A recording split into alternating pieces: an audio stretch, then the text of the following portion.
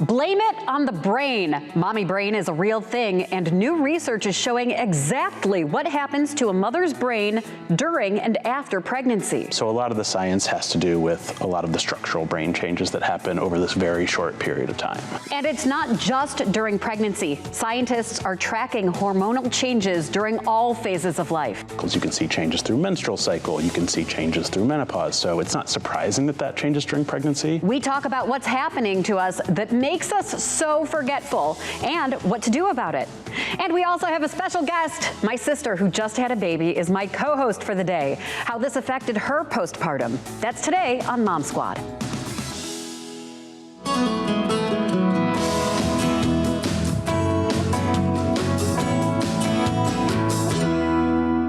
Hi everyone, thanks for tuning into this week's Mom Squad.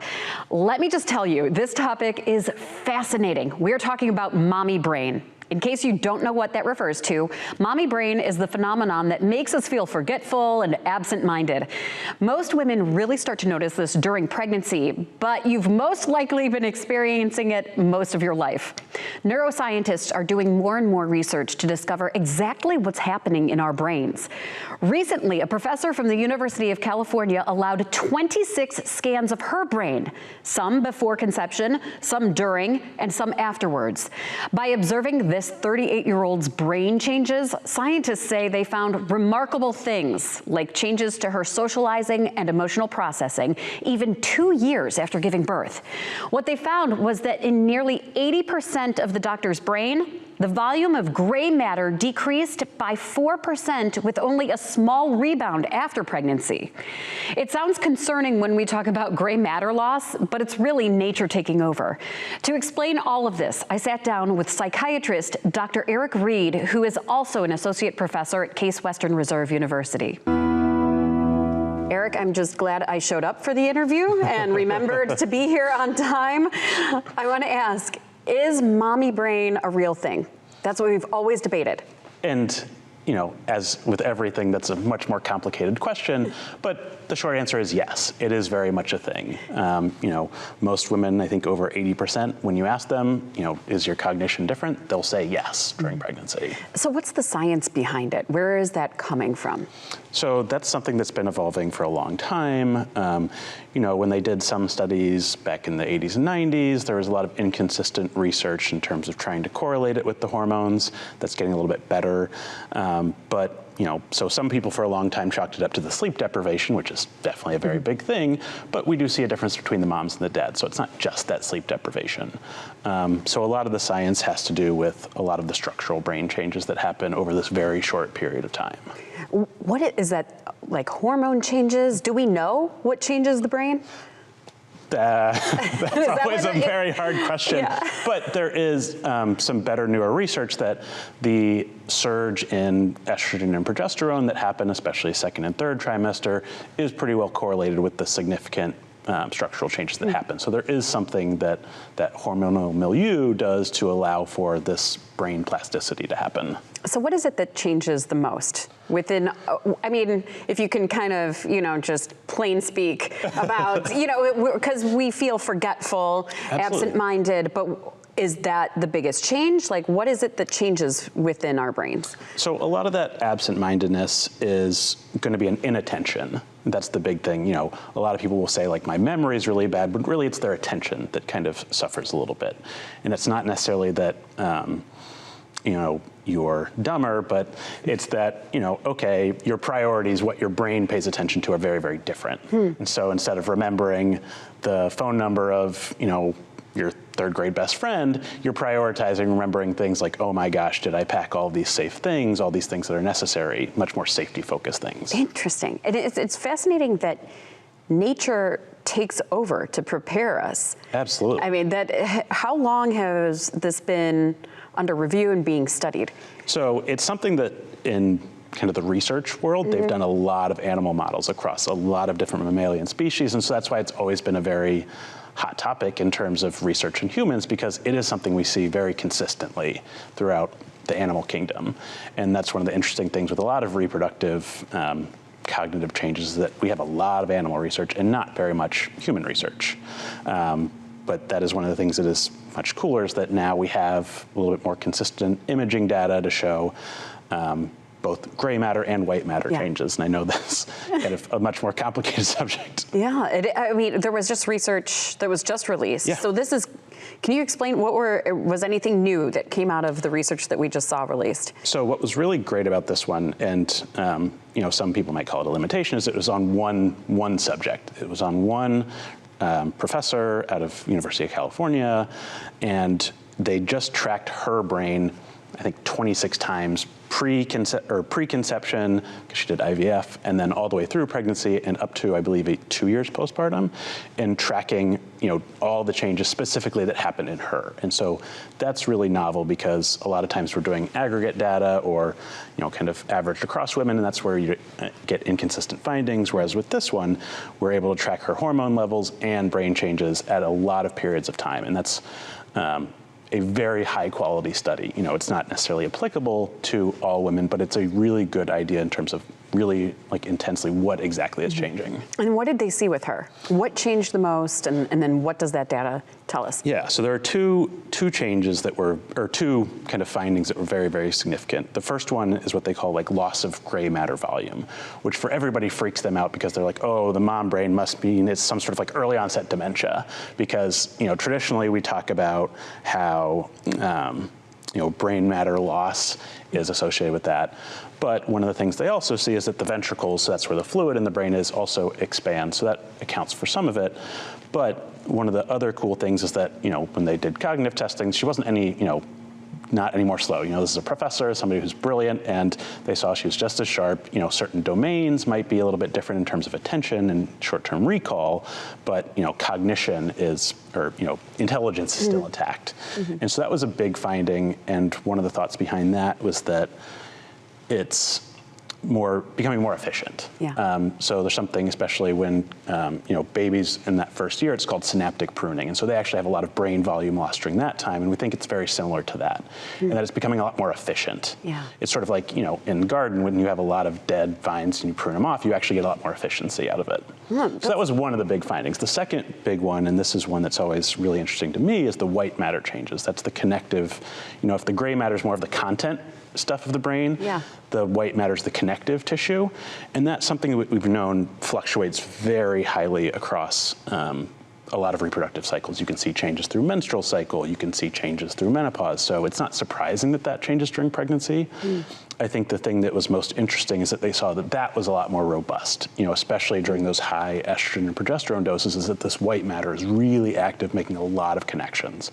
And so it's thinking that that's kind of like this rewiring process that's allowing it to really kind of change modes. So then does that mean, when you say connection process, so that is where we're seeing women bond with their babies more and bond with their partner, or? Yeah, so that is one of the areas that we do see actually, even with the gray matter, that actually goes up in terms of their ability to pay attention, recognize faces, but also that part of social awareness that's in tune to the baby's cues and signals and others.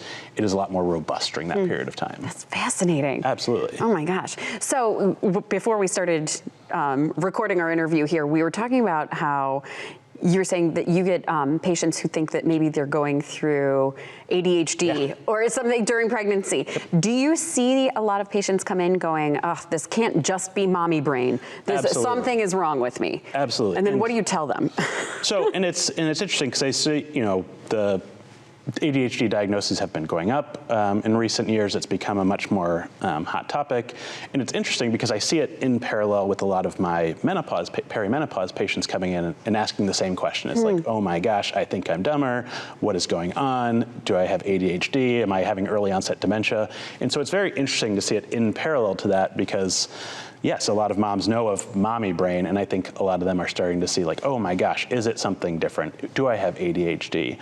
And most of the time, it's not. It is just a change in attention, and I think, most people don't remember a significant cognitive change since puberty, which is kind of a similar process to think about it too, is that it's just huge shift in how you think. Wow. So is there any way to combat it? Is there any way to, when you're going through it and you're going, okay, this is mommy brain, do we have any control, or is this just it? Well, so yeah, you're not trying to suppress any of the hormones, so Right. you've got to go along for that ride, but sleep is a really big one to try and combat that, because there is still a very significant role of sleep with cognition, and so getting as much high quality sleep during pregnancy, but as well as postpartum, are two of the probably the biggest thing that can be done to help really combat it. And so partners out there, really help help your partner get sleep. That is the best thing that you can do for her, and really be supportive of her. And some of the research was showing, and I can't remember if we've mentioned this or not, that this change can last up to, you said 6 years? Yeah, a lot of research has shown up to 2 years, some go up to 6 years. And in a lot of ways that makes sense, because as soon as you deliver, you're not done being a mom. Right. That's when it starts in some ways. And so, you've got to still be protective of your kids and aware of them for years to come. And so, yes, it makes sense that a lot of those changes would happen. Now, a lot of those changes they're talking about are those gray matter changes. Interestingly, those white matter changes, that really intense restructuring, that actually goes away pretty quickly postpartum. So that's probably a little more hormone sensitive, but those lasting structural changes are there. The forgetfulness and the absent-mindedness. Some of that, lasts for now up granted. to 6 years. This is explaining a lot. I have a 6-year-old. But so then, to think about it, and like I said, I have a 6-year-old, so she's just started kindergarten, and so up until now, I could have blamed mommy brain. Well, but you should have. I should have. I should have blamed everything on mommy brain. But that's a long time to be dealing with these feelings and these cognitive changes. Is there any research going into, I'm already let's say 2 years out. Is there anything I can be doing so that I get my mind back? Well, and I think that's always a tough existential question. Yeah. Your identity shifts very much when you become a mom. That idea behind matrescence is that, everything sort of changes. And one of the big identity shifts around, having your first kid is that, all right, in some ways I will never be the same. And so in terms of kind of getting that old mind back, I don't know if that's necessarily a thing, but that's not necessarily a bad thing. It can be seen much more as just leveling up. Yeah, that's true. And then you mentioned, by the time women have babies, if they have more than one, that could get them into the phase of perimenopause. So are we going from mommy brain straight into perimenopause brain? I think there could be a very solid argument for that. I have not seen that research, but I think that would be a very solid argument, is that, the change that happens around, pregnancy and delivery is very much kind of the dominant milieu until perimenopause, in which that's sort of the next major cognitive change that happens. And so is our brain basically from puberty, or do we get a reprieve, and then it's mommy brain into for females, are our brains just constantly changing and adjusting to what phase we're in? Yes, it's much more dynamic. That's one of the things that's really interesting. Why I really like PMS, PMDD, is that even when you do those imaging studies of those, you can see structural changes across the menstrual cycle. So constant dynamic changes. Wow. And that's one of the things that's super fascinating. It's also why we see a lot of mood disorder, kind of right when puberty starts. That's when mood disorder rates and anxiety rates totally change between biological men and biological women. And I know I asked you, hey, can we control this in any way? But is there any comfort in knowing, for your patients, do you ever advise them, this is just it. Ride that roller coaster. Yeah. It's not you. This is nature. There is a lot of radical acceptance that comes with it, and I do a lot of teaching that. It is a little bit different with menopause, because then we can talk about hormone replacement, stuff like that. But at least outside of pregnancy, that's where sometimes you can talk about hormonal birth control, because that can help control some of those cognitive symptoms if it fluctuates with your menstrual cycle. But a lot of times it is a lot of radical acceptance. Coming up, we don't need science to tell us that our brains change during and after pregnancy. My guest co-host is a new mom and my sister, and we talk about the changes we both saw once becoming a mother. Welcome back. We've been talking about the new research released on mommy brain, the concept and now proven theory that women's brains change during and after pregnancy.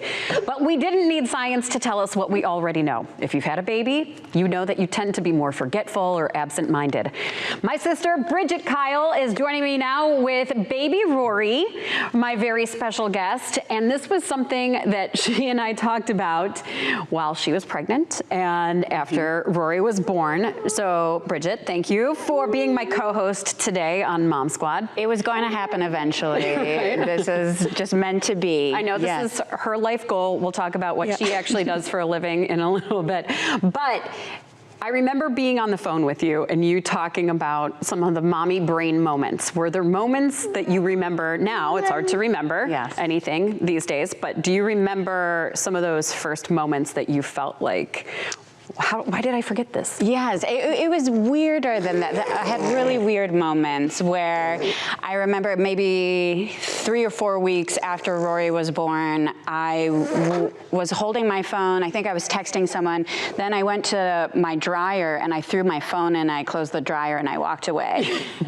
And I don't know why I did that, but just something in my brain wasn't connecting anymore. And so luckily I quickly realized that isn't where your phone goes when you're done texting, and I didn't turn on the dryer. So I grabbed that, and then when I went back to work around 8.5, maybe 9 weeks after I had Rory, and it just felt like everyone was talking at 2 times speed than they were supposed to.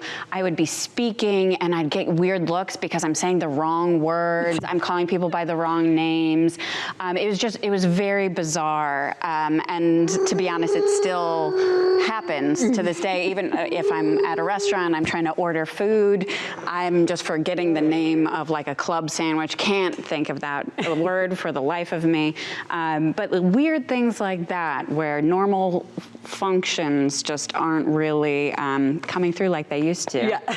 And Rory is about the size of a 2-year-old, but he's only 9 months. Yes, he's a giant. I was blessed with a giant baby. He just turned 9 months, but he's in 2T clothing, and yes.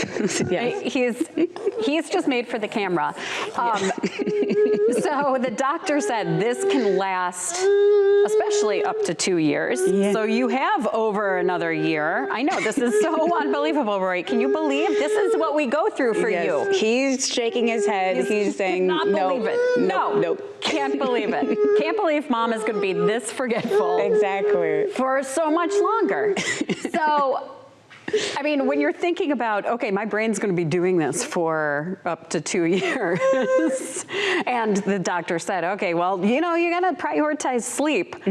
As a mom, how do you feel about hearing that? Sure. Yeah. Why don't I just go to the moon? It's difficult. I was blessed with a baby who, you know, started sleeping through the night at maybe 8 or 9 weeks. But by that, I mean 6 hours in a row or 5 hours in a row. And, you know, that's just not really enough time for your brain to get the rest that it needs. Yeah, I think it's kind of an impossible task, but somehow everyone does it. And because, you know, not every mother has to go back to work, but raising a child, I think everyone can agree that is a full-time job. So getting sleep is, I would say, a privilege. And then if you have a very active baby or a giant baby, like someone, I think also, yes, sleep is few and far between. But that's like, this is the juggle. This is what makes it so hard to remember, because you're, you know, as the doctor was talking about, your brain is focused on other things where you're trying to balance him, and you're trying to, you know, like, I feel like especially when you're actively caring for the child, that's when your brain is kind of just scattered. Yes, I will be honest with you, trying to have a conversation right now, but also trying not to have him jump off a table right now. It feels like I'm in the Olympics. I don't know, it feels like I'm in the circus. Yeah. But yeah, I think your brain automatically goes to, how do I protect this baby? How do I stop this baby from putting things in his mouth, tearing down, you know, chairs, walls, having anything fall on him. That's the main priority. Sleep is not the main priority anymore, unfortunately. Yeah, and even as I was preparing for this show, I'm also getting texts and emails and dealing with, is it picture day at school? I don't know. Somebody told me Tuesday, but it's actually Thursday, but my 6-year-old's telling me it's Thursday. Do I trust a 6-year-old? You know, it's like your brain is always in a million different places because now you're living a life for you and someone else. 100%. I never imagined my life would be thinking so much about if someone pooped that day. But that's what my life is now, is when did he poop? When did he wake up from a nap? When is he going down from a nap? When is a bottle? You know, everything like that. And then, just carrying on with your own life and your career or your, you know, partner's life, whatever that may be. It's a challenge. Yeah. It's definitely a challenge. And as you told me a long, long time ago, you wanted to work on a real TV show, which you actually do. That's so mean of me. It was very mean. I can't believe I said that. Sisters can say that. Yeah. So explain what show you're working on now. I have been very lucky. I'm writing on a TV show that is going to premiere on NBC on November 12th. It's called St. Denis Medical. It is a hospital comedy, and it is from the same creator from the show Superstore that I wrote for a few years. It was created also by a friend of mine, Eric Legend. So it's going to be a fun mockumentary and set in the hospital. Premiering November 12th, next day on Peacock. If you have Peacock. But you have to be on top of it when you're in a writer's room. You're a writer. Yes. So when you explained what happened when you went back to work, like how has that been a challenge when you have to be witty in writing comedy all the time? Yes, it's a lot of vamping from me, or a lot of silly voices instead of jokes here. It's really tough when my whole job was to be quick-witted and I can't find the words. It has been a challenge. I think that I've gotten a lot of sympathy from other moms, or fortunately on my show, it was all dads on my show, but we had a lot of babies in the room. And it's difficult to find the words, and when that's your job, you're kind of not doing your job. But luckily, a part of our job is also to go off and write on our own time. And so giving myself a little extra time and a little more grace in that area has helped. Well, we will have this video forever and ever to show Rory exactly what mom went through to make sure that he was safe and didn't launch himself off of a studio set.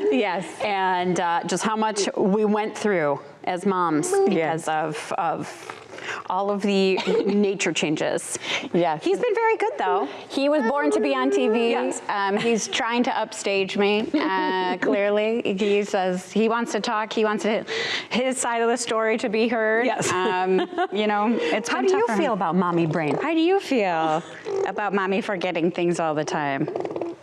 That's pretty accurate. That's all right. That's how he feels. Well, thank you, Bridget, for being in. I call her B. Have done it my whole life. Rory, you are a TV baby. Thank you so much for being our special guest. It's always fun. You're the first baby on Mom Squad. Congratulations. 3 years in the making. And now here's something we don't want you to forget. You can join our squad. We want to hear from you. You can follow us on Facebook, Mom Squad with Maureen Kyle, and on Instagram. We just started an Instagram page, Mom Squad Show. So this is where we share information, get your ideas for episodes, and read your comments. Thank you so much for tuning in. We'll see you next week on Mom Squad.